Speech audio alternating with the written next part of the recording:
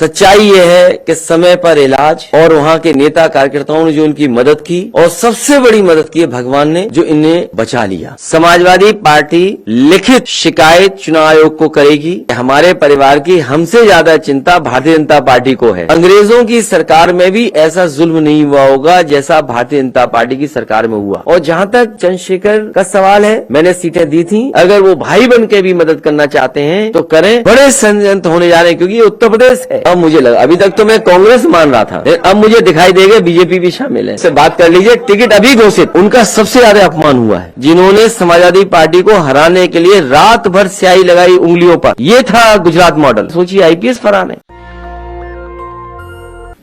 जिनका परिचय पहले भी है आपसे हमसे। और जिस समय लखीमपुर में घटना घटी थी, आपने इन्हें देखा होगा। कोशिश थी कि इन्हीं को कुचल दिया जाए। भगवान की कृपा थी कि इनकी जान बच गई। इनके ऊपर जो उस समय गाड़ी चढ़ाना चाहते थे, चोट तो इनको बहुत लगी। और जब लोगों ने इन्हें देखा नीचे पड़े हैं तो लोग पहचान भी नहीं पा रहे थे। वहां के किसान लोगों ने, नेताओं ने इन्हें तुरंत लखीमपुर में भेजने का काम किया इलाज के लिए।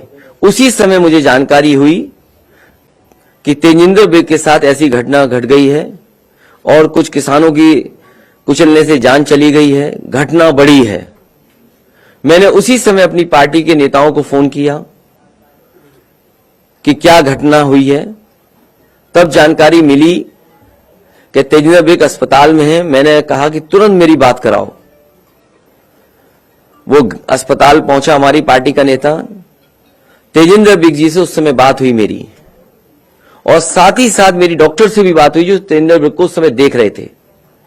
मैंने डॉक्टर से यही कहा कि अगर आप इलाज कर सकते हैं तो आप इलाज करिए, और अगर रेफर करना चाहते हैं, इनके परिवार के अगर लोग चाहते हैं रेफर कर दें और इलाज कहीं और हो जाए इनका, तो वो तुरंत करिए जिससे इनकी जान बच जाए। सच्चाई यह है कि समय पर इलाज और वहां के नेता कार्यकर्ताओं ने जो उनकी मदद की और सबसे बड़ी मदद की है भगवान ने जो इन्हें बचा लिया। इन्होंने किसान की लड़ाई लड़ी और मैं तमाम अपने किसान नेताओं को, किसानों को धन्यवाद देना चाहता हूं जिन्होंने संघर्ष किया, जो अन्याय के खिलाफ लड़ते रहे। और किसानों ने आखिरकार सरकार को झुकाई दिया। 3 काले कानून आए थे, 3 काले कानून लाए गए थे। किसानों के ऊपर न जाने कैसे कानून लागू हो रहे थे। खेती बर्बाद हो जाती, जमीन छिन जाती, किसान मजदूर बन जाता, दूसरों के हाथ में पूरी की पूरी फसलों का, अनाज का कंट्रोल चला जाता, मार्केट पे छूट जाता हमारा किसान। किसान शहीद हुए, जान गई, आंदोलन किया, झूठे मुकदमे लगे, परवाह नहीं की, और उस आंदोलन को लगातार चलाते रहे। अंततः वोट के लिए भारतीय जनता पार्टी ने तीनों किसानों के काले कानून वापस लिए। जो लोग आतंकवादी कहते थे, जो लोग मवाली कहते थे, न जाने किन शब्दों से किसानों को अपमानित करते थे, आज वो कह रहे हैं कि किसानों के हित में वो 3 कानून वापस लिए। इसलिए समाजवादी पार्टी ने तय किया है कि हम अन्य संकल्प लेते हैं कि जिन्होंने किसान पर अत्याचार और अन्याय किया है उनको हराएंगे और हटाएंगे।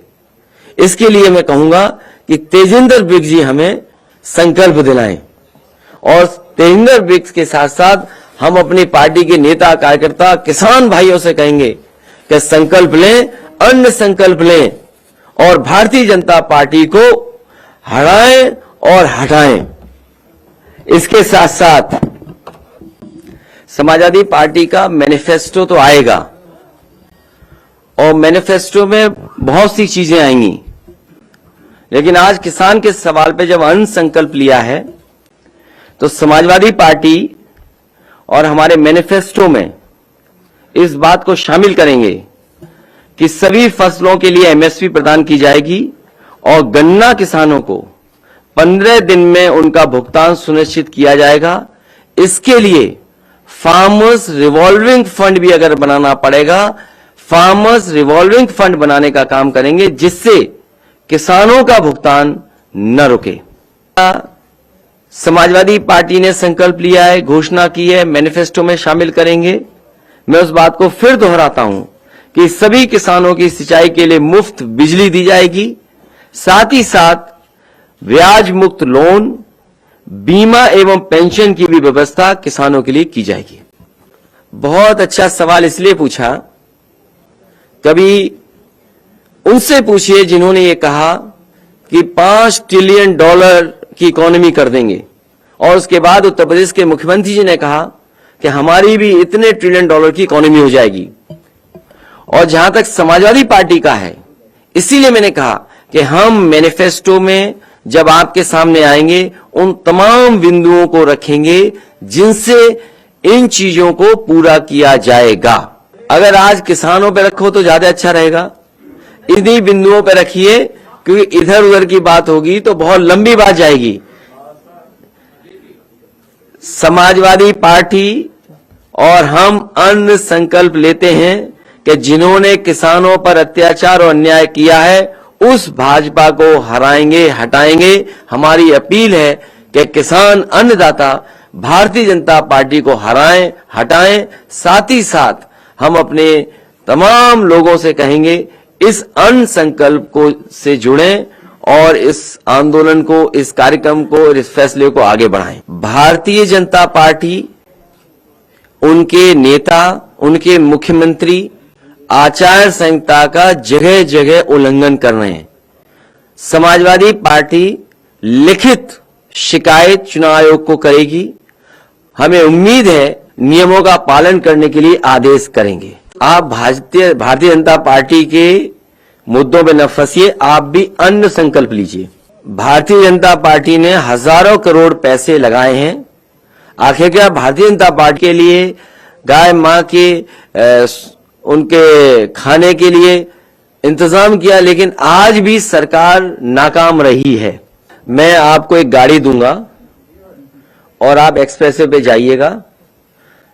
100 एकड़ में लगभग वो मंडी बन रही थी, जिसमें किसान आए, एक ही जगह उसे सुविधा मिल जाए, 1-2 डिस्ट्रिक्ट के किसानों को वहीं सुविधा मिल जाए। आप जरूर देख करके आइए।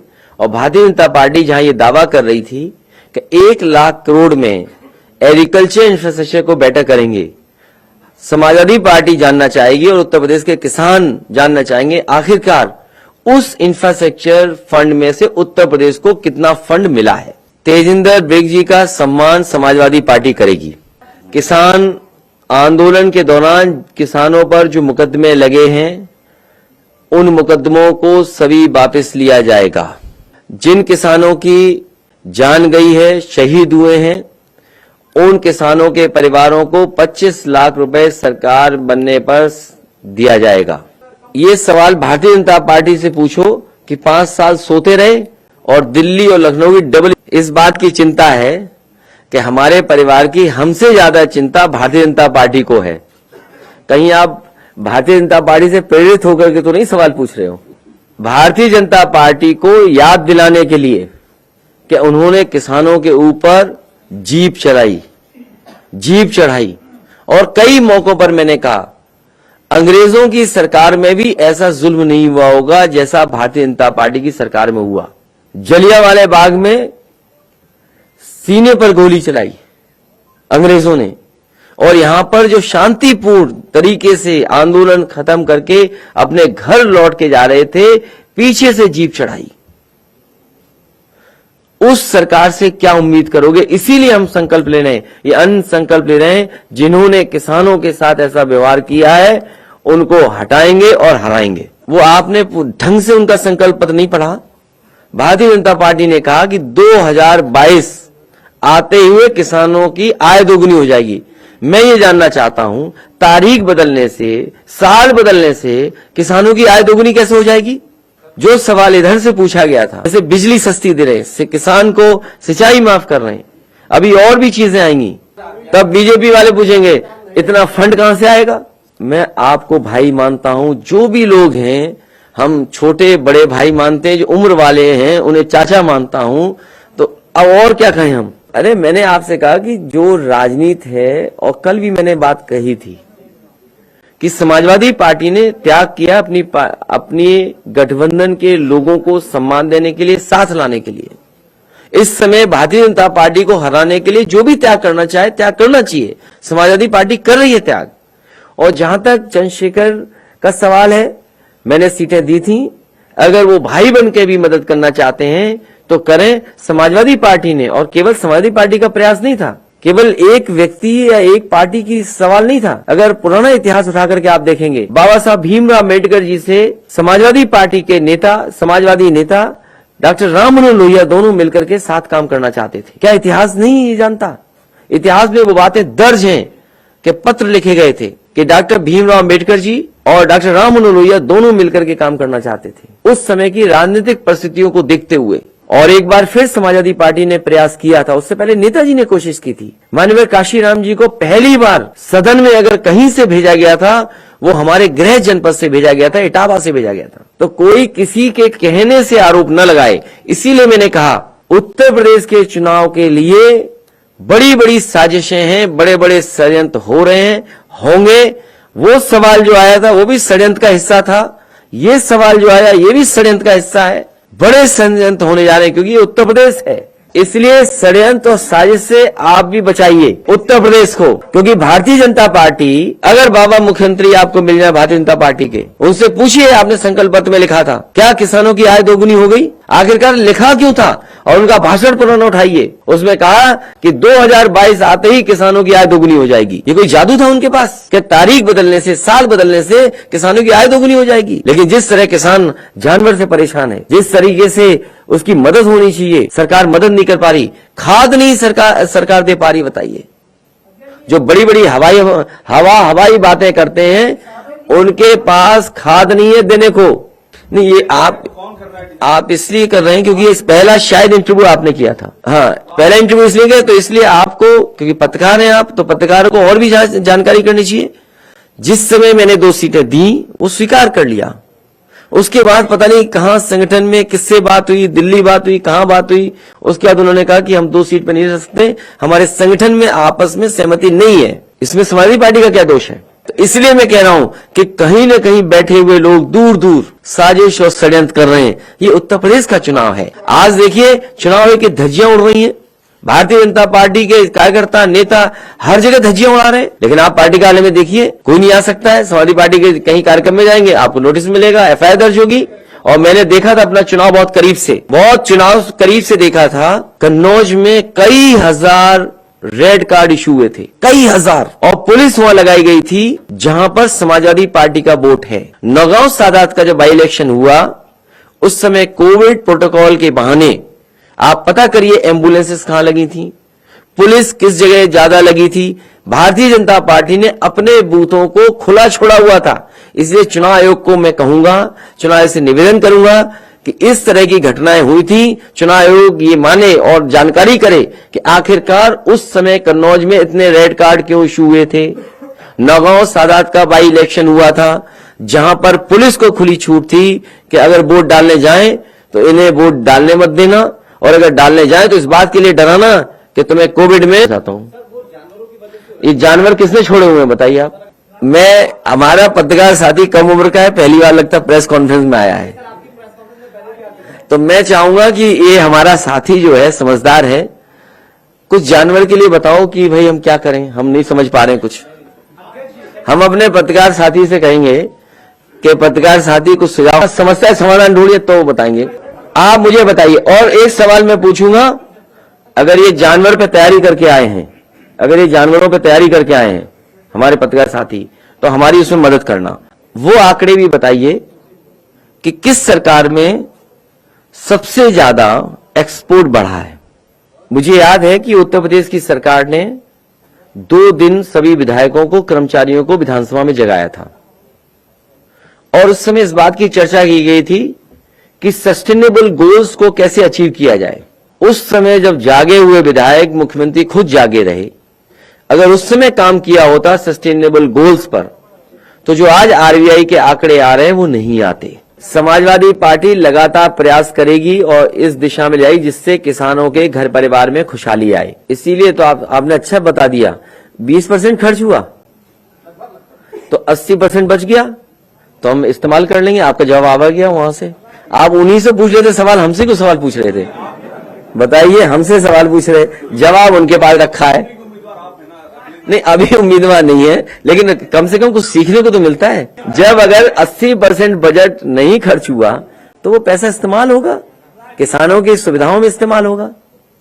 और कम से कम ये भारतीय जनता पार्टी को बचाना चाहिए, खजाने में पैसा बचा है कि सब बर्बाद कर दिया। और मैं अपने पत्रकार साथी से कहूंगा कि जो सूचना विभाग का इतनी जल्दी झटपट खर्च हो गया, कहां खर्च हो गया, हमें भी तो बता दो। अरे कई बार सवाल पूछा, अपने आप जवाब मिल जाएगा जब नाम आएगा था। अभी सब कुछ नहीं बताया जाएगा, जब डिटेल में मैनिफेस्टो आएगा तो बहुत सी चीजों की जानकारी आपको होगी। अब मुझे लगता है कि बीजेपी भी इसमें शामिल है साजिश में। अब मुझे लगा, अभी तक तो मैं कांग्रेस मान रहा था।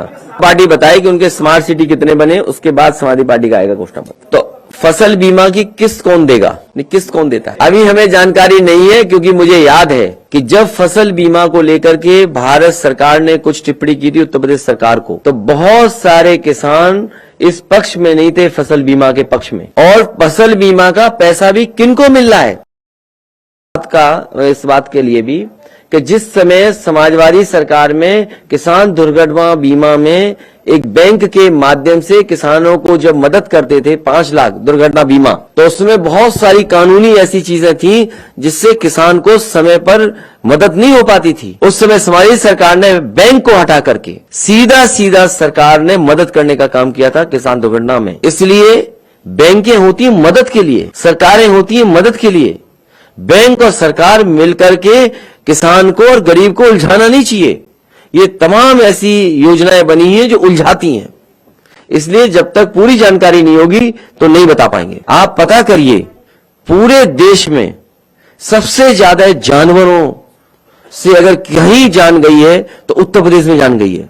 अगर आज भी अखबार आपने पढ़े होंगे, ध्यान से देखिएगा खबर, तो कहीं न कहीं सांड ने किसी न किसी को मारा होगा। दाम बांधो नीति है, किताब दे देंगे, पढ़ लेना लोहिया जी की। कोई आवेदन करेगा तो उसको दे देंगे। किस विधानसभा से हो आप? नहीं जीत पाओगे। इसलिए नहीं जीत पाएंगे, वहां जो माफिया हैं, तुम ईमानदार आदमी हो, तो जो माफिया लोग हैं, जब तुम वोट की तारीख आएगी, जब वोट की तारीख आएगी, एक रात पहले वो माफिया जाएंगे घरों में, वो स्याही लगवा देंगे घरों में। कैसी जीत जाओगे आप? और आज तक उन पे कार्रवाई नहीं, उन माफियाओं पे जिन्होंने समाजवादी पार्टी को हराने के लिए रात भर स्याही लगाई उंगलियों पर। ये था गुजरात मॉडल कि रात में ही स्याही लगा दो। क्रिकेट में तो अभी वो डीएमएससी फिर पिच बना दें कहीं ना कहीं किसी को खेलने के लिए। और आईपीएस फरार है, सोचिए आईपीएस फरार है। ये जो बात कर रहे हैं दंगा कानून व्यवस्था, ये जानबूझ करके किसान के मुद्दे से चुनाव हटाना चाहते हैं, क्योंकि इन्हें जवाब ना देना पड़े कि किसानों की आय दोगुनी कब होगी। इसीलिए हम समाजवादी लोग और किसानों से भी अपील करेंगे कि अन्न संकल्प लें और भारतीय जनता पार्टी को हराएं और उत्तर प्रदेश से हटाएं। देखिए, ये तो आपके खुद के आचरण ने बनाया आपको। हम तो हर एक को ईमानदार बोलते हैं, लेकिन जनता को समझे तो अलग बात है। भाई मैंने ईमानदार कहा, आप हंसे क्यों? समाजवादी पार्टी ने अपील की है अपने लोगों से कि बूथ पर वोट डालेंगे जाके। मैंने अखबार में खबर पढ़ी है कि टैबलेट जो दी गई हैं वो चल नहीं रही हैं। और कुछ अखबारों में या किसी ने जानकारी ये भी दी है कि जिन स्पेसिफिकेशंस पे ये खरीदने चाहिए थे, उन स्पेसिफिकेशंस को न लेकर के दूसरे स्पेसिफिकेशन के टैबलेट्स बांटे गए हैं। तो ये जांच का विषय है। अब कोई पत्रकार कहेगा जांच कब करोगे? ये जांच का विषय है, इसलिए ध्यान मत हटाइए, केवल अन्न संकल्प पे आप और हम रहें। मैं अलीगढ़ की जनता से कहूंगा कि हरदुआगंज पावर प्लांट बनाया, 4 लेन से जोड़ा, विकास की तमाम योजनाओं से जोड़ा, उत्तर प्रदेश की खुशहाली के लिए बहुत काम किए। विधानसभा स्पेसिफिक इस बार विकास करेंगे हम लोग। अर्बनाइजेशन कैसे हो, क्योंकि दोनों विधानसभा वो है जो अर्बन है, थोड़ा रूरल पार्ट भी है। इतना इंपॉर्टेंट सेंटर और वहां पर विकास की जरूरत भी है। इसलिए समाजवादी पार्टी की मदद करें, भारतीय जनता पार्टी झूठे लोगों को हटाएं। समाजवादी पार्टी के चुनाव चिन्ह साइकिल पर वोट दें। समाजवादी पार्टी अन्न संकल्प के साथ सभी के साथ खड़े होकर के सभी को मनाएगी, सभी का साथ लेगी। ये राशन आगे भी बटे, इस भारतीय जनता पार्टी अपने घोषणा पत्र में लाई। भारतीय जनता पार्टी इस बात को घोषणा पत्र में लाए हो, लेकिन उनके घोषणा पत्र में जो आई हुई चीजें वो पूरी नहीं की, इसलिए झूठ भी लिख सकते हैं वो। समाजवादी पार्टी उनसे बेहतर व्यवस्था करने का काम केंद्र से भी सहयोग लेकर के कराएगी। जो व्यवस्था केंद्र से चल रही है समाजवादी सरकार आएगी तो उससे भी बेहतर व्यवस्था राशन की गरीबों के लिए समाजवादी सरकार में होगी। और साथ ही साथ क्योंकि न्यूट्रिशनल फूड होना चाहिए, न्यूट्रिशन हो उसमें, स्वास्थ्य के लिए बेहतर खाना हो, तो समाजवादी सरकार बनने पर बुंदेलखंड में जिस तरीके से घी दिया जाता था गरीब को, उस तरीके से घी भी दिया जाएगा। ये चुनाव में हमारा मैनिफेस्टो आएगा तो उसमें चीजें शामिल होंगी। लेकिन ये गरीब जान लें, आप लोग जान लें, ये व्यवस्था नवंबर तक थी, चुनाव आ गया तो मार्च तक कर दी। केंद्र सरकार को इस योजना को और उत्तर प्रदेश सरकार को योजना को आगे भी बढ़ाना चाहिए। समाजी सरकार बनेगी, इनसे बेहतर व्यवस्था लाने का काम करेंगे।